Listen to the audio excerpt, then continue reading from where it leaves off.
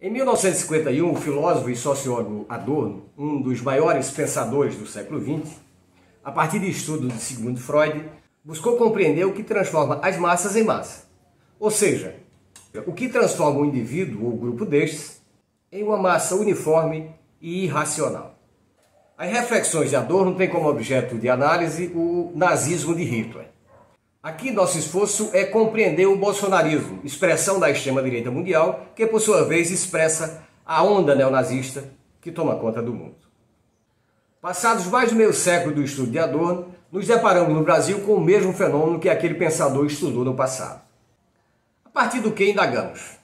Como a psicanálise e a sociologia podem nos ajudar a compreender o comportamento de pessoas que cantam o hino nacional para um pneu de automóvel, ou de pessoa que expõe a sua vida agarrada ao para-brisa de um caminhão, ou ainda, aqueles que por uma suposta liberdade clamam por repressão militar para defender o seu direito à liberdade de expressão. Estes fatos não são explicáveis em si mesmos. Em verdade, como dizia Marx, nenhum fato é explicável por sua aparência. Noutros termos, se a aparência das coisas revelasse em si sua essência, a ciência seria desnecessária e não teríamos por que perder tempo estudando. Veja as cenas a seguir.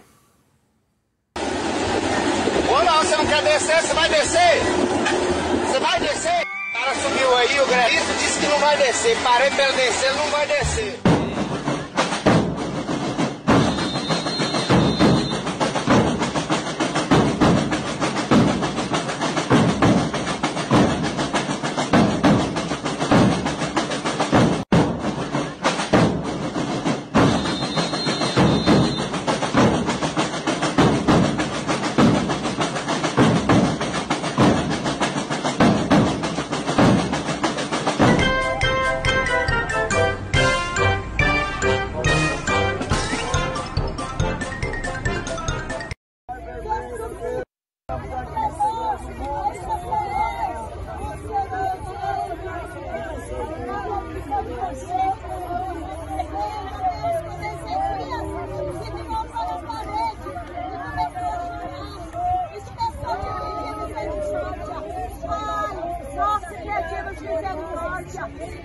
Faz o sangue de Jesus tem poder, faz o inferno estremecer, faz o Satanás correr e um milagre acontecer. Se correr o bicho pega, se ficar o bicho come. Essa nós estamos chamando, Senhor! Ouve a nossa oração! Oh, Deus, estamos desesperados, Senhor! O Brasil é nosso! Essas cenas, por vários aspectos, são grotescas. Em nosso tempo cibernético, são memes, ou como diz o humorista José Simão, piadas prontas. Mesmo que essas imagens nos provoquem risos, não podemos compreender o fenômeno ridicularizando. Em verdade, deixar de buscar compreendê-lo em sua essência é uma estratégia do próprio fenômeno de dominação das massas, ou daqueles que as dominam. Freud, em sua teoria psicanalítica geral, afirma que o vínculo que integra os indivíduos em uma massa é de natureza libidinal.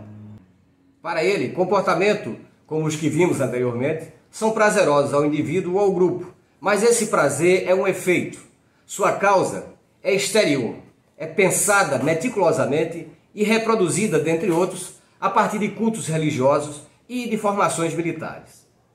Esses grupos aparentam ser uma proteção, um amparo ao indivíduo, mas que em si oculta as relações amorosas.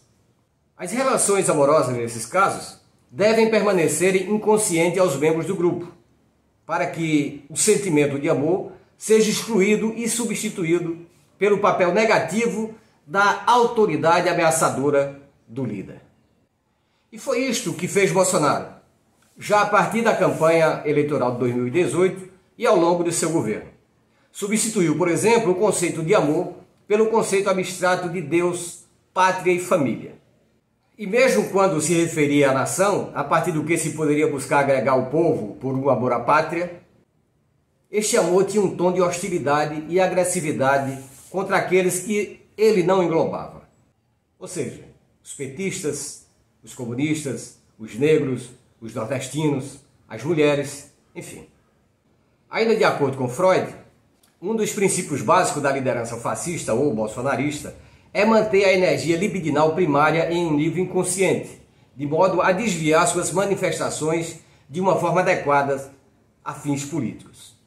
Desta forma, uma ideia objetiva, como a necessidade social de emprego, de saúde, de moradia, de educação, deixa de desempenhar um papel na formação política da massa, pois a manipulação da massa se torna um único fim. E este fim é moldado em obediência ao líder, no caso, o que a massa bolsonarista chama de mito. Para Adorno, as características estranhas e coercitivas das formações das massas podem então ser remetidas ao fato de sua origem a partir da horda primária. O líder do grupo ou da massa ainda é o temido pai primitivo. O grupo ainda deseja ser governado por forças irrestritas. Ele tem uma paixão extrema pela autoridade e tem sede de obediência. Isso, na verdade, define a natureza e o conteúdo da propaganda fascista, tanto quanto bolsonarista. E ela é psicológica por causa dos seus fins autoritários e irracionais, que não podem ser alcançados por meio de convicções racionais, mas apenas pelo hábil despertar de uma porção da herança arcaica do próprio sujeito. A agitação bolsonarista, como temos visto, está centrada na ideia do líder. Não importa se ele lidera de fato ou se é apenas o mandatário de interesses do grupo, porque apenas a imagem psicológica do líder é apta a reanimar a ideia do todo-poderoso e ameaçador pai primitivo. E esta é a raiz da personalização da propaganda bolsonarista, calcada em fake news, em fatos fantasiosos que não são questionáveis pela massa, ocupando o lugar da política e das discussões das causas objetivas, cotidianas. Desta forma, o comportamento político da massa se torna irreconciliável com seus próprios interesses racionais, como pessoa privada.